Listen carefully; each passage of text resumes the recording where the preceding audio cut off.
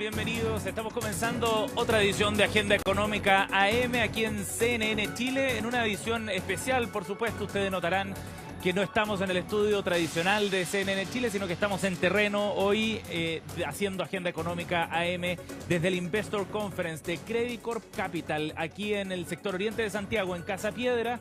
Se está desarrollando este evento, uno muy importante porque permite tomar el pulso de la visión de mercado de distintos actores, de distintos participantes del mercado financiero, tanto a nivel local como internacional, de las tendencias que están marcando el mercado financiero acá en Chile y también, por cierto, en el mundo, en momentos y en un año en particular que ha sido bien volátil.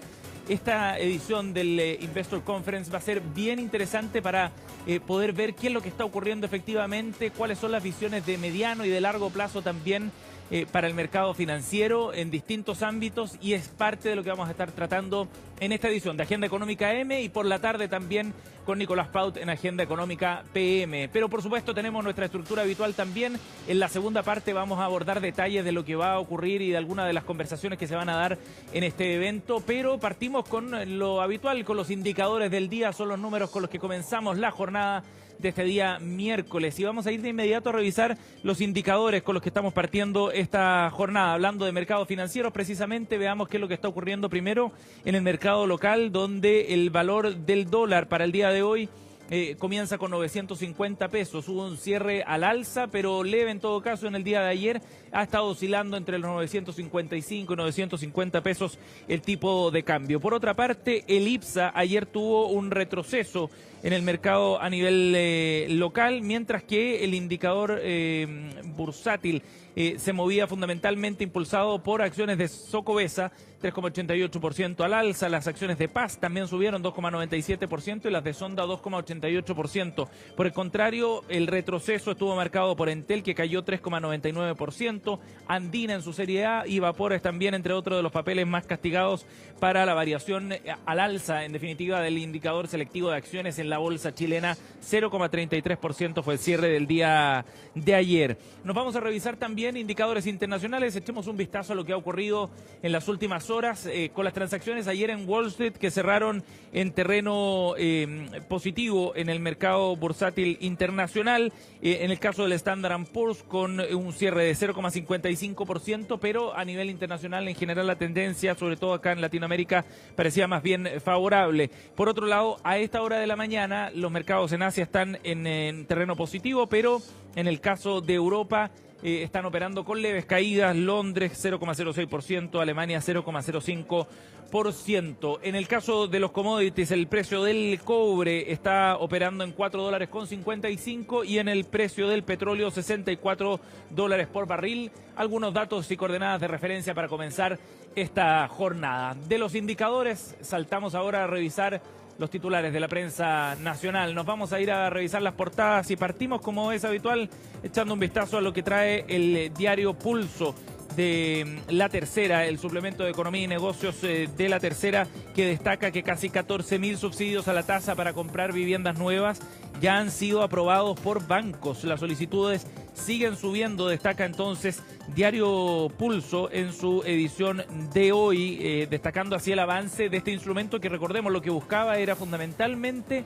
sacar a la venta parte de las viviendas que estaban en stock, ya construidas, y que producto de una serie de condiciones fundamentalmente del mercado crediticio, de los acceso a créditos hipotecarios, no habían podido ser colocadas en el mercado. Bueno, este subsidio lo que permite es acceder a un dividendo más bajo en viviendas de hasta 4.000 UF, y por lo mismo entonces este dato que trae destacado en su portada es una muy buena señal, porque en la medida que van entregándose estos subsidios y se venden esas viviendas, luego se va desatorando de alguna manera el mercado inmobiliario, y por lo mismo entonces se reactivan ciertos proyectos que estaban a la espera de la liquidación de estos stocks. La iniciativa sobre este subsidio a la vivienda considera un máximo de 50.000 subsidios, y en 2 de funcionamiento, casi la mitad, 2 meses, casi la mitad ya han sido solicitados, según los datos de la Asociación de Bancos, que está haciendo un catastro de este instrumento. Súper interesante, pensando además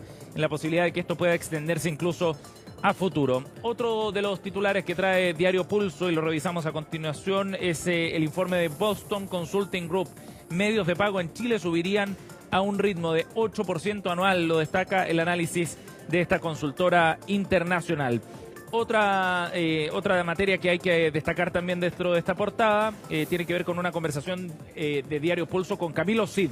Es el director de FONASA, quien detallaba los cambios para la segunda licitación de la nueva modalidad de FONASA.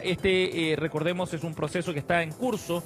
La primera licitación no fue exitosa, se declaró desierta y por lo mismo se tuvo que levantar una nueva instancia, pero viene con cambios para ser más atractivo, en definitiva, a ojos de los eventuales socios con los que pueda llegar FONASA, un intento por tratar de fortalecer este instrumento que, recordemos, es uno de los pilares fundamentales del cambio en el ámbito de la salud y de los seguros de salud que se está viviendo en nuestro país. Algunos de los temas que destaca entonces el diario Pulso en su edición de hoy de 24 de septiembre.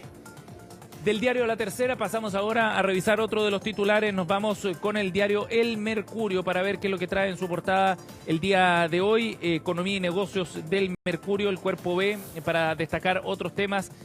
Para cumplir con la meta fiscal, el gasto debe crecer por debajo del 2%, destaca en uno de sus titulares el diario El Mercurio en Economía y Negocios. Analistas estiman menor aumento de recursos para el primer año del próximo gobierno. Este es el tema que está discutiéndose por estos días con intensidad en el gobierno y también en el Congreso. Por supuesto, los parlamentarios siguen atentos. La propuesta que vaya a entregar el gobierno probablemente el próximo lunes 30 de septiembre, bien al límite, digamos, en el plazo que tiene legalmente para entregar esta propuesta de presupuesto 2026. Y acá ha habido proyecciones bien estrechas de cuánto podría crecer. Hay poco margen por el déficit que ha ido acumulando Chile en los últimos años. Recordemos que el año pasado bordeó el 3%, el año anterior ya lo había hecho también por sobre lo que se había comprometido en la ley de presupuesto, por lo tanto se va generando un escenario cada vez más estrecho para crecer en materia de gasto. La variación, dice el Mercurio, podría ser menor en caso de que los ingresos efectivos de este año estén por debajo de lo calculado por la DIPRES. La próxima semana va a partir el debate presupuestario en el Congreso cuando el gobierno ingrese efectivamente el proyecto. Y por último, cerramos esta revisión de los titulares cuando son las 8:10 con la revisión de la portada del Diario Financiero. Vicepresidenta del Banco Central y un estudio sobre el impacto del salario mínimo en el empleo. El efecto que da en realidad no es tan grande, dice Stephanie Griffith Jones, quien participó en un evento público donde destacaba también la reciente apreciación del peso chileno. Dijo que si sigue así la presión inflacionaria sería algo menor, lo destaca el Diario Financiero.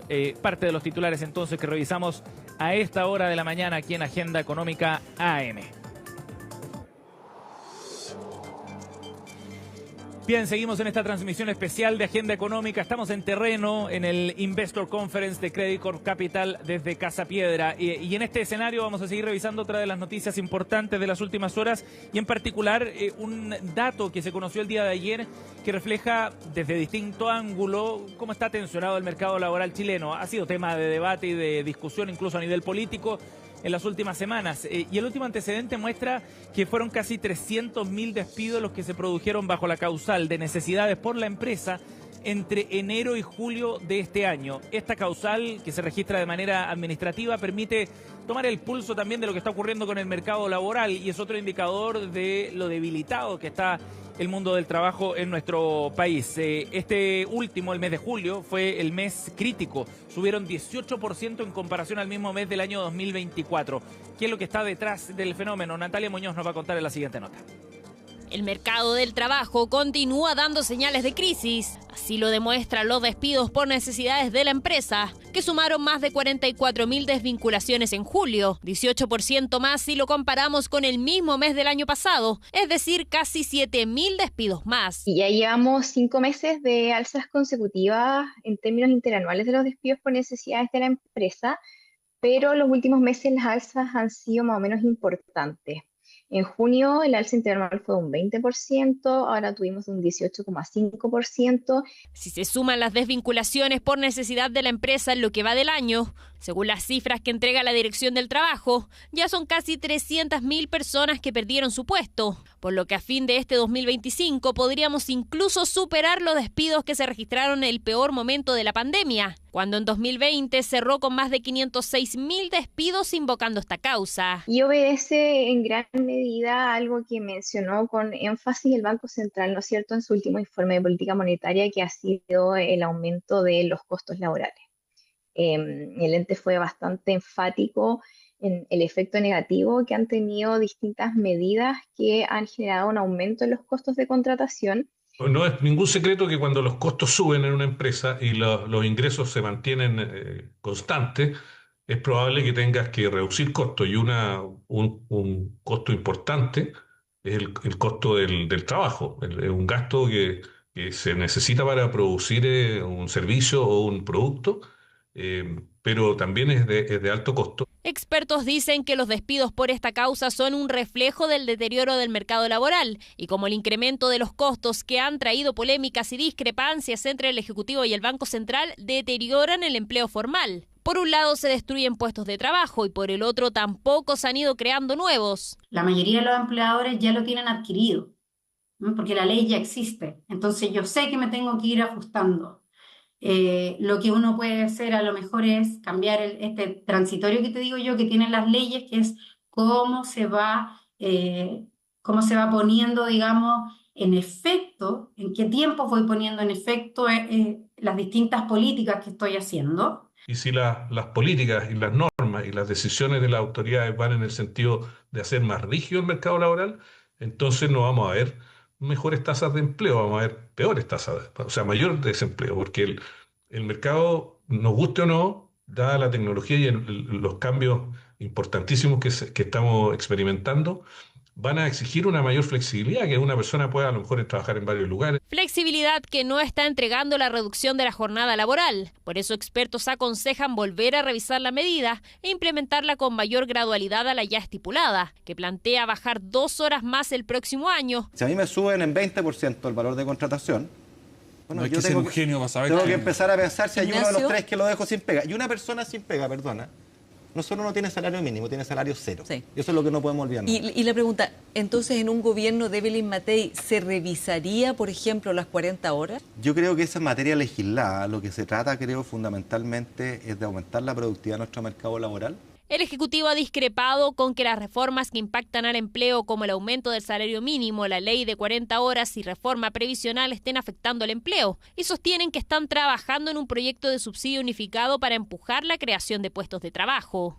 Sabemos que el empleo es una de las principales preocupaciones ciudadanas y como gobierno hemos puesto el foco hoy día en avanzar en un proyecto de ley que no solamente unifica los subsidios, establece una ventanilla única, reduce la burocracia, sino que también mejora el uso de los recursos públicos para abordar hoy día las necesidades del país, particularmente en materia de empleo. En las miradas optimistas, expertos dicen que a final de año se abren nuevas plazas de trabajo, por lo que no se superaría la cifra de despidos de 2020, pero sí tendríamos este 2025 la más alta sin contar la emergencia sanitaria de la pandemia.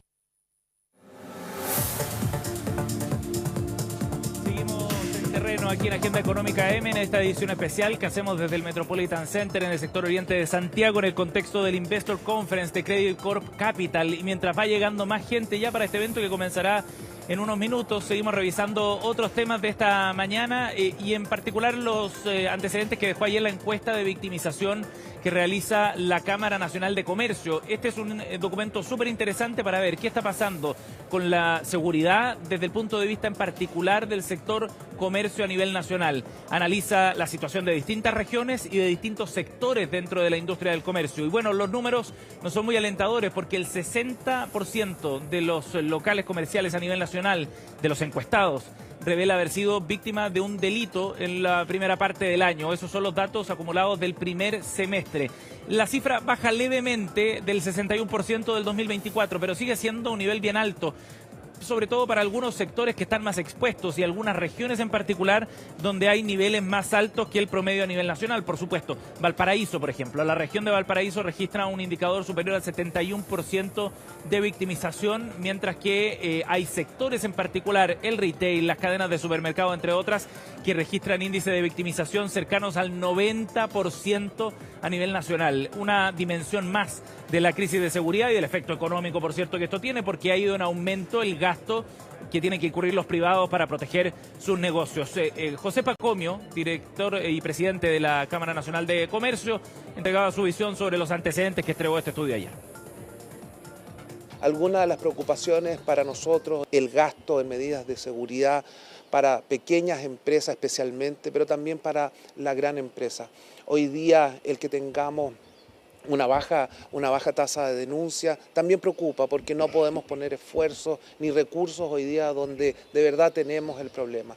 También nos preocupa hoy día el alto porcentaje de quienes sí han denunciado y que no hayan recibido respuesta. Esto habla sin duda de una desconfianza en el sistema, en los organismos públicos. Nos preocupa muchísimo también la presencia de crimen organizado. Bien, ahí estaba entonces la declaración de José Pacomio sobre este tema. Antes de irnos a la pausa, queremos invitarlos a nuestro sitio web cnnchile.com para revisar otro tema también que ha estado presente en la agenda económica de esta semana. Tiene que ver con las declaraciones que dio Javier Echeverri, el exdirector del Servicio de Impuestos Internos, y que han generado controversia por la eventual filtración de datos dentro del servicio. Bueno, hubo reacción de parte del Servicio de Impuestos Internos. El subdirector jurídico afirmó que los dichos de Javier Echeverri, lo vamos a ver en nuestro sitio web, llaman la atención, nos extrañan y nos duelen. Marcelo Freyhofer se refirió así a las declaraciones de Echeverri y dijo en estas declaraciones que llamaba la atención, que incluso dolían en la interna, porque durante su gestión elogió el quehacer del servicio y los niveles de avance informático que tenemos. Declaraciones que Freyhofer dio a Radio Cooperativa y que recoge nuestro sitio web. Si quieren ver más detalles, en nuestro sitio cnnchile.com está toda la información. Bien, nos vamos a ir a la pausa. Estamos en esta edición de Agenda Económica AM desde el Metropolitan Center, siendo partes de la edición 2025 del Investor Conference de Credicorp Capital. Al regreso, en la entrevista vamos a abordar una de las dimensiones de los temas que se van a abordar en esta edición. Pausa y ya seguimos.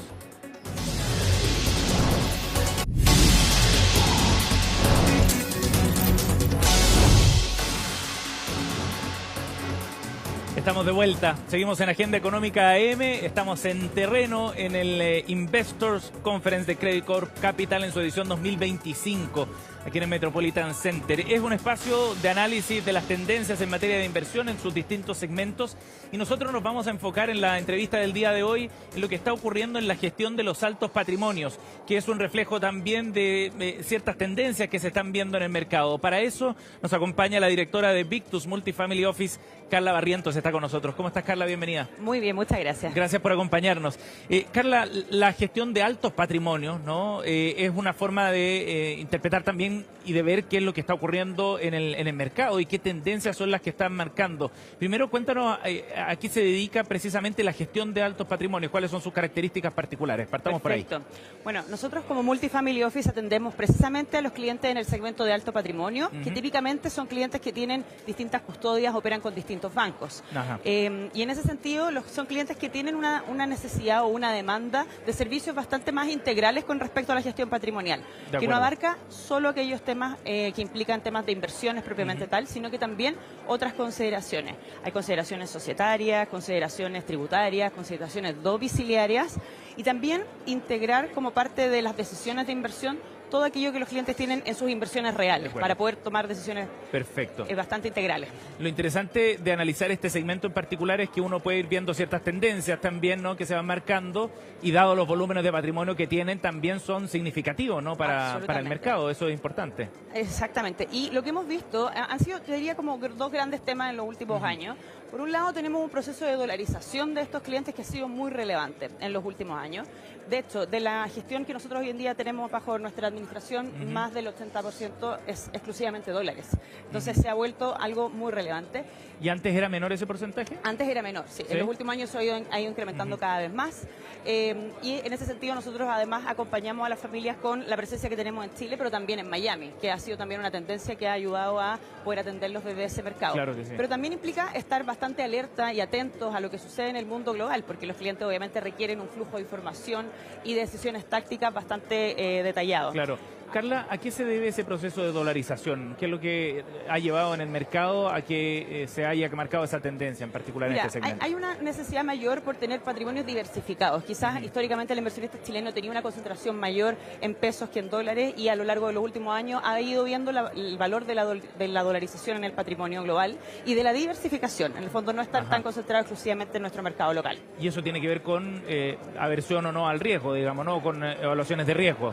Puede tener que ver con aversión de riesgo, pero también con diversificación, sobre todo cuando ya tienes un patrimonio grande, porque normalmente estos clientes tienen un porcentaje importante del mundo real en Chile. Entonces requieren normalmente complementar con estas inversiones internacionales en dólares. De acuerdo. Y ahí tenemos normalmente un flujo de noticias, pero importantísimo. La semana pasada tuvimos recientemente un cambio por parte de la Reserva Federal, de un recorte de tasas, después de 9 meses en que eso no ocurrió. Eso nos lleva a que hoy, por ejemplo, estamos teniendo conversaciones con los clientes relativas a acortar las duraciones de renta fija internacional que ellos tienen en sus patrimonios invertidos. Es un cambio bien relevante el que hace la Fed, ¿no? ¿Cómo lo interpretan ustedes? Era esperado por el mercado, pero sí en el fondo da más luces de lo que se espera hacia adelante con respecto a la trayectoria de tasas de política monetaria y también con respecto a lo que uno tiene que ir decidiendo en este portafolio de renta fija, que en el mundo global es bastante más amplio que en el mundo local. En el fondo tenemos un abanico de posibilidades bastante importante. Carla, ahora cuando la Reserva Federal en Estados Unidos, ya vamos a hablar de las otras dos tendencias, pero cuando la Reserva Federal hace este recorte de tasa, ¿qué impacto tiene eso desde el punto de vista de la estrategia de dolarización? ¿La fortalece o la debilita? Mira, en este caso puntual de lo que acaba de suceder, acabamos de tener una leve pérdida de valor por parte del dólar y una apreciación por parte del resto de las monedas, pero eso es bastante de lo que acaba de ocurrir por cómo se han movido en el fondo las tasas de política monetaria extranjera versus las locales. Sin embargo, en términos de duración es donde hay los impactos más relevantes. Tú puedes invertir a plazos más largos, que es donde estábamos posicionados nosotros. Hemos visto una tendencia a la baja en las tasas, en particular en este último tiempo, y eso implica que estamos tomando parte de esa utilidad para ponernos en una duración hoy en día un poco más neutral. De acuerdo. Hablamos de la dolarización como una tendencia. ¿Cuáles son las otras que ustedes están viendo? La otra tendencia importante tiene que ver con los activos alternativos. Este tipo de clientes también hoy día tiene una mayor disposición por invertir en esta clase de activos. Es una clase de activo que tiene un retorno esperado superior a los activos líquidos, pero que requiere y liquidar en el fondo esa porción del patrimonio en el tiempo y que es muy relevante realizarlo mediante un programa, que es el estándar que lo hacen normalmente los inversionistas institucionales, una programación de cómo ir comprometiendo y cómo ir construyendo ese programa en el tiempo. Nosotros tenemos especialistas que formaron parte del mundo institucional previamente y por eso ayudan a nuestros clientes en esta construcción del patrimonio. Te diría que esas son como las dos grandes temáticas junto con esta gestión integral que te comentaba al inicio. Cuando hablamos de activos alternativos, ¿en qué instrumento, qué activos son esos específicamente? Los programas, por lo menos los programas que nosotros hoy en día estamos conformando, tienen una porción importante en private equity. En particular, los programas comienzan con una porción relevante en mercado secundario porque te permite partir más rápido en el fondo con esas inversiones y también con un complemento de deuda privada. Es un programa que apunta a tener una mayor apreciación de capital en el tiempo, por eso es que tiene este mayor componente de mercados privados private equity. De acuerdo. Y en ese sentido, esta inversión en activos alternativos en particular, ¿ha ido creciendo también en el tiempo? ¿Qué orden de magnitud, digamos, de las inversiones? Hemos visto reportes, por ejemplo, a nivel global, hay casas importantes que han hecho reportes que te muestran una tendencia en torno al 30-40% del patrimonio global. En nuestro caso, en Chile, tenemos alrededor del 20-30% de los patrimonios de los clientes también en esta clase de activos. Sí ha sido relevante, no ha sido, y además ha sido relevante si tú lo piensas en el mundo institucional, donde también hemos tenido cambios regulatorios que han apuntado a que esta clase de activos forme parte importante o mayor del patrimonio. ¿Y es posible que, dado esos cambios regulatorios, por ejemplo, relacionados al régimen previsional, puedan fortalecerse la búsqueda de más opciones en este ámbito? En el mundo global. Lo que pasa es que nuestro programa está súper orientado al mundo internacional, en programas alternativos, pero definitivamente trae en el fondo al mundo local mayores alternativas de ese universo que en el mundo global está hoy día bastante más desarrollado. De acuerdo.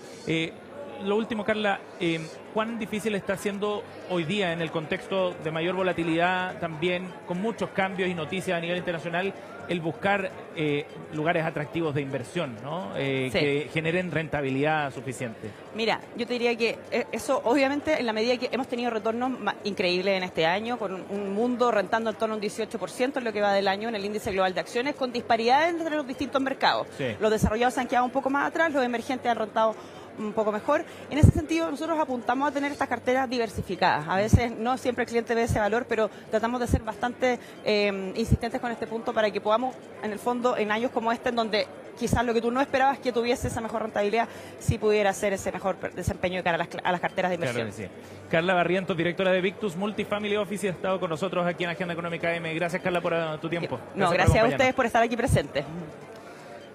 De esta manera estamos cerrando esta edición de Agenda Económica AM en terreno desde el Investor Conference de Credit Corp Capital. Durante la jornada habrá una serie de exposiciones, paneles de conversación donde seguro van a salir temas muy interesantes, sobre todo de las visiones hacia el futuro, de lo que va a estar ocurriendo en los mercados financieros, como ya veíamos, no solo en la gestión de alto patrimonio, sino también en otros ámbitos.